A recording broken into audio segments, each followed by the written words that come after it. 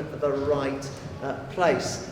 We have on the platform here Beth Rookwood, who's a pioneer curate from Morpeth. It says on my crib sheet, formerly Tash.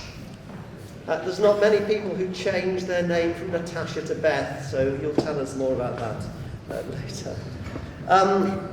We have also got Dave Mayle, the National Advisor for Pioneer Development, and Julian Hubbard, who's the Director of Ministry in Mindiv, in the centre of the Church of England. Dave, over to you.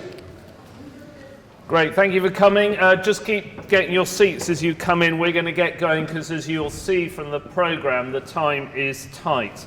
Beth, just tell us a little bit about what you do, just in a couple of sentences if you can.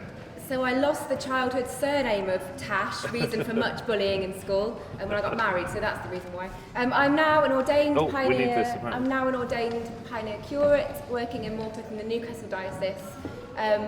First official pioneer curate in the diocese, which is great. Of course, there's been lots of work going on as God's been leading it there, but never had the label before, so that's exciting. And Northumberland is beautiful, so come and visit, come and apply for jobs, come up and see what God is doing in the north. Okay, hopefully in this time we're going to think about this pioneer journey and what we're learning from this journey and what God is saying.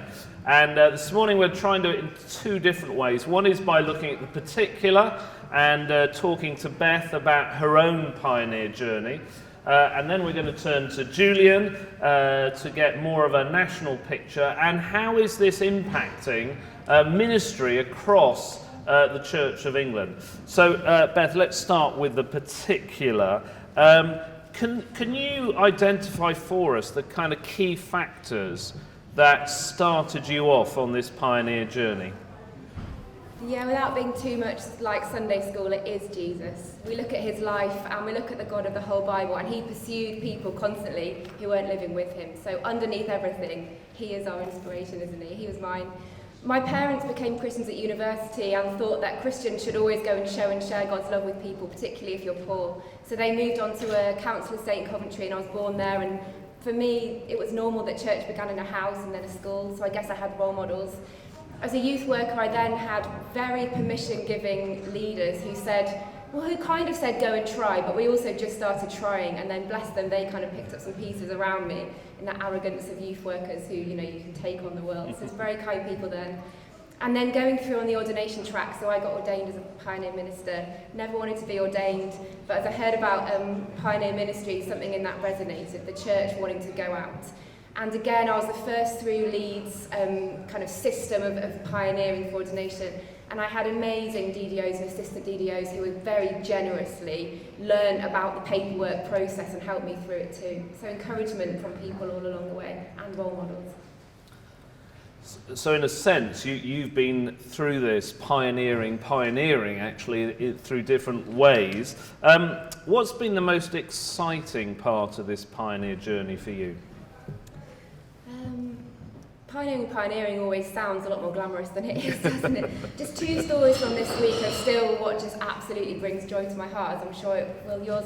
And when I moved to be because it's the first pioneer curacy, it's fairly traditional really, so had quite a traditional emphasis where I am now, because I'm hoping that by going slowly and doing pioneering, people will come and see that pioneers aren't these terrifying mavericks. So just from this week, when we moved to the new curacy, we asked God for some friends that didn't know God yet. And God provided them. They were interested in knowing more about Jesus. We started a Monday evening group. And just this Monday, a lady that we've been journeying with for a year, we always go around the group, it's so simple. Anything you want praying for? I said, yes, I'd really like a bit of courage because I'm telling people at work that I'm praying for them.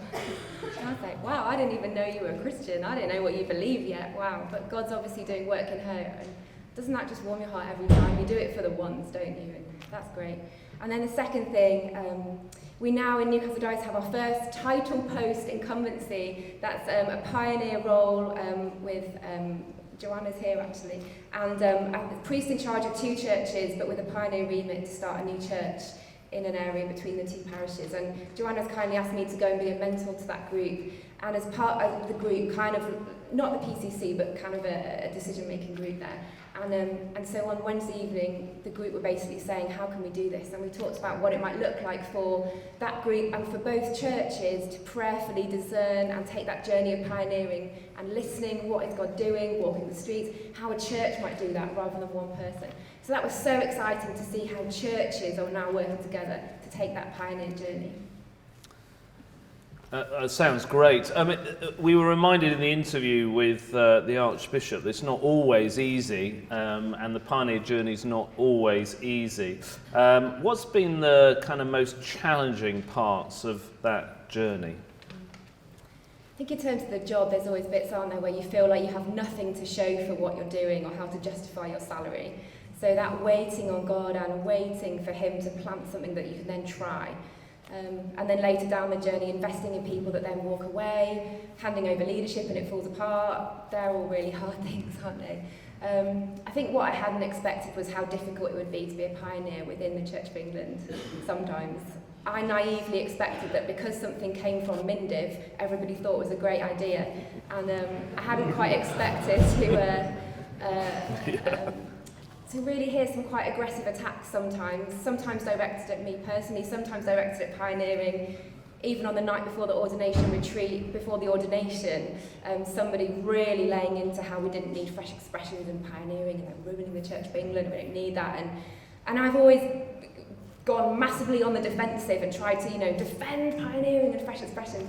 And I think what I'm learning is that this is a work of God. It's going to happen whether I can give a good explanation for what pioneering is or not.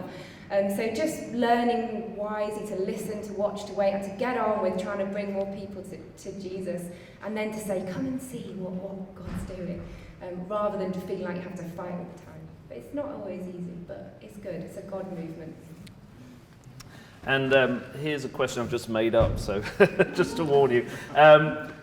Why have you? One of the things that people often say to me is, why do we bother with this term pioneer? Just get on with it. But why? I'd just be interested to know why for you it's been helpful, both through training and now in your curacy, to have that designation pioneer.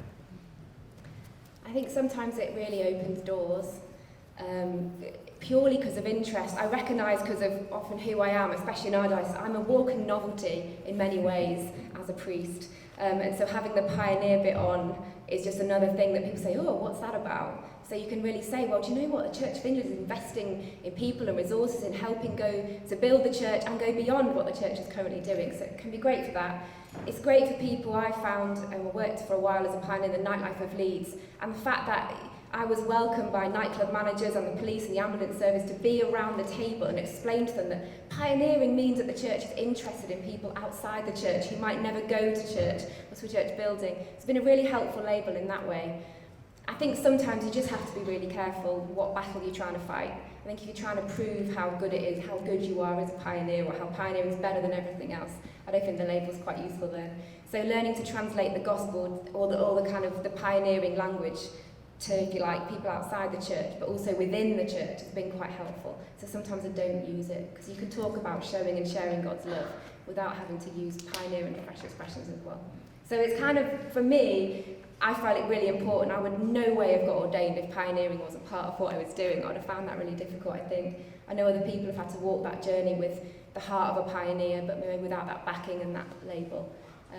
But I think it does open some doors and sometimes can keep you on track, and also allows you to say, quite helpfully, what you're not going to do as well. Great, thank you, Beth. Julian, turning to you to the kind of bigger picture, it'd be great, not everyone here will know who you are, just explain who you are and what you do. Very glad to do that, and very grateful to be part of this conversation, by the way. Just for those who aren't sad enough to know who Mindiv is, that's the Ministry Divison. It's the central organisation in the church which tries to facilitate selection, training and deployment of ministers across the Church of England. And that's what I'm the director of. So Ministry Divison is Mindiv. Great. We've heard kind of particulars and from Beth of her story, which from my experience is true of lots of other stories within that. We've got now 200 ordained pioneer ministers. We've probably got, I suspect, around 600-700 pioneers across the Church of England. And this process is, we've just celebrated at Lambeth, was it 2 months ago, last month, 10 years of ordained pioneer ministry. It's here to stay. But what I'm interested in is knowing, in a sense, what you think we're learning from that's filtering down to the wider sphere of ministry, ordained and lay in the Church of England. I think a great deal, and the impact, I think, of pioneer ministry in general and ordained pioneer ministers is extremely beneficial for the church. I think it's in touch with a number of things that are going on in the church more widely. I think one of the main things I think that's being learnt, and pioneers have pioneered this, is that the church should think of itself as being mission-centred. And I think this deliberate intent to go for points of challenge, points of energy in the community beyond the church is something that, in principle, the church has always tried to exercise, but I think pioneers have pioneered, if you like, an approach towards that. I think I'd want to say very quickly in this that there are, yes, some very definite positive lessons we're learning. We do need to acknowledge that there's been a challenge, and Beth's already alluded to that. There have been difficulties in finding ways in which the organisational church, as well as the institutional church, copes with this phenomenon. And I think we haven't got much time to dwell on that now. That may come under the question. I do think I want to acknowledge that and say it's not been easy.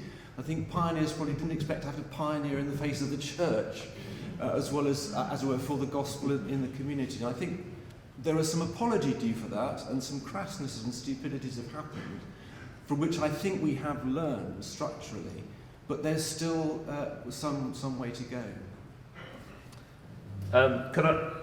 Thank you for that. Could I take you back to that and just ask you what some of those things that the structure have had to learn or are learning in the process? It would be really helpful for people to hear that.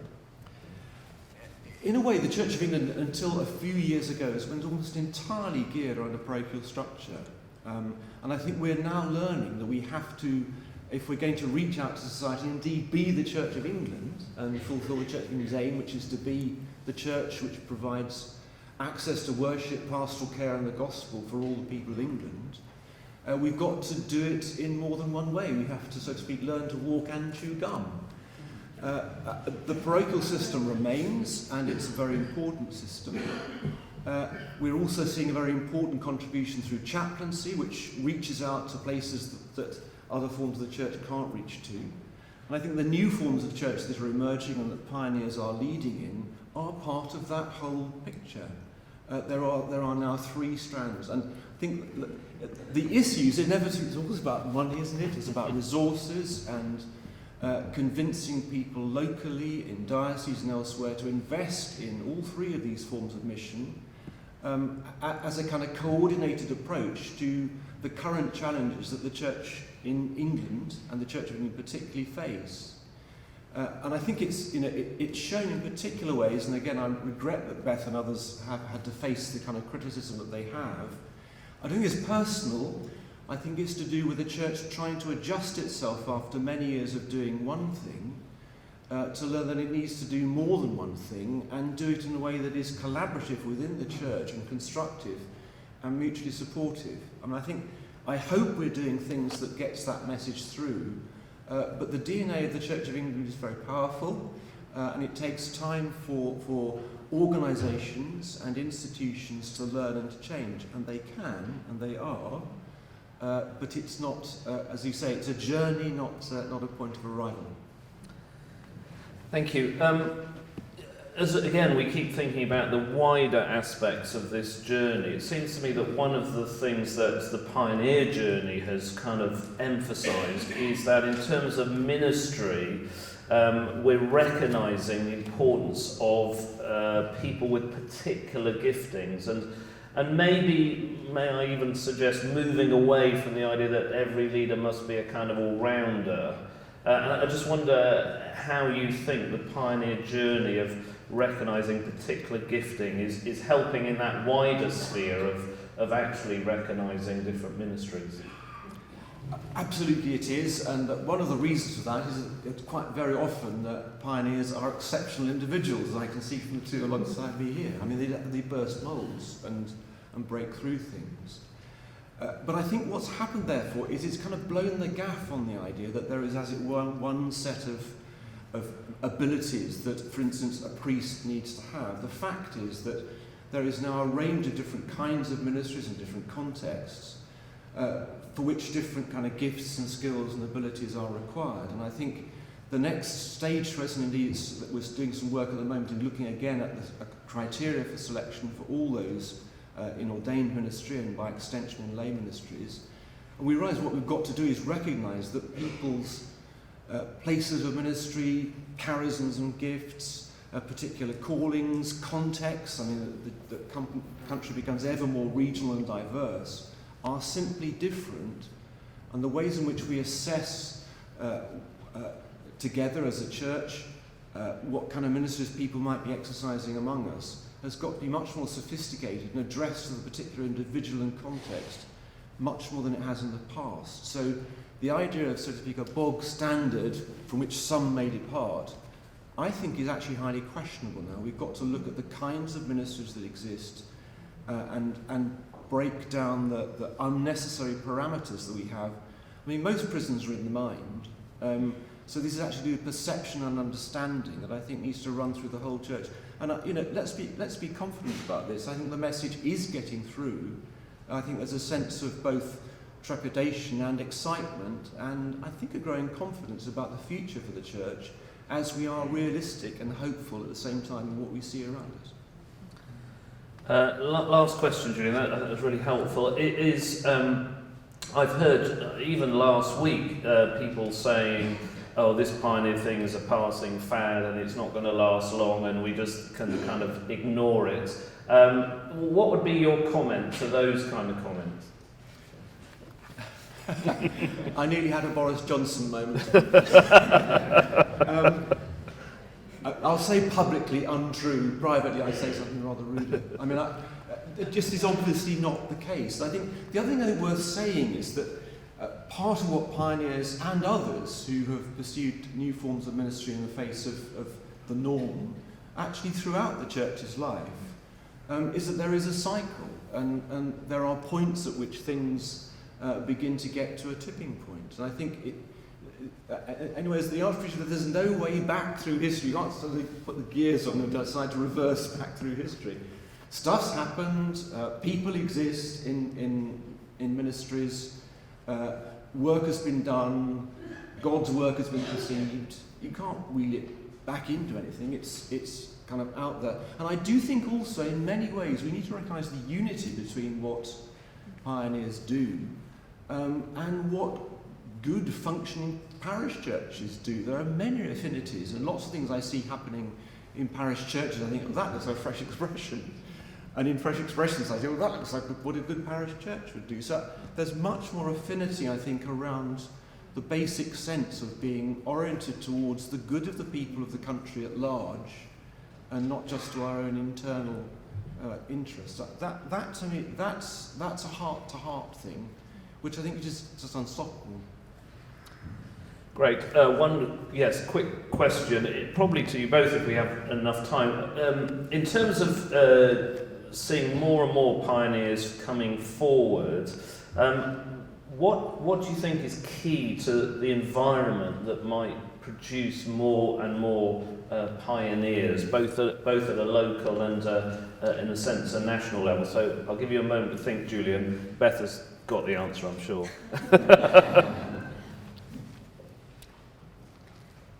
I hadn't realised how dioceses have their own little world of their own. So I think it's knowing what diocese you're in, what's going to work well then. So I am a lowly curate in a new diocese, so there's no kind of voice or platform or anything.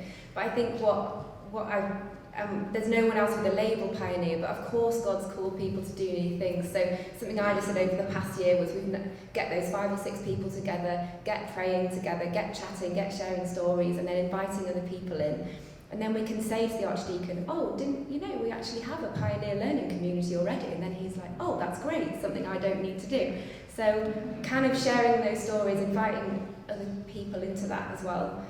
And I do think what would be so lovely is if higher up the chain, not that there's a chain and you want hierarchy to be a good thing, is these encouraging voices. You don't need to be experts, but if you're an archdeacon here with a pioneer in the room, don't put them on the spot in the room and slam them down in your opinion of pioneering. I think an encouraging culture that comes from pioneers towards the parish system and from parish the other way, if we can build that trust and share those heart-to-heart moments like Julian says, hopefully people hear about what God's doing through pioneering as a really good thing, and then other people are encouraged to join in too, hopefully. Great. One last thing, and then I can see Tim's on his way. He is. We are, I think, using the phrase embedding at the moment for this phase of work, and I think it's a very useful one. Put crudely, it's actually about the national church and diocese making sure that this becomes part of what we assume happens, and translating, I think, advocacy for these things into commitment of resource. It's as basic as that. So it needs to travel from the heart to the head. Well, thank you very much, Beth, Dave, Julian. And Beth, as an archdeacon, let me offer you whatever encouragement I can to carry on pioneering. Next, in this room at past is research into fresh expressions of church across half the Church of England. That's George Lings and Elspeth McCann. There is an opportunity to ask all three of our panellists here further questions if you would like to do that. And if you want to, we're going downstairs, the corridor underneath this room for half an hour. Immediately now, we will be in the Kemp room. Thank you.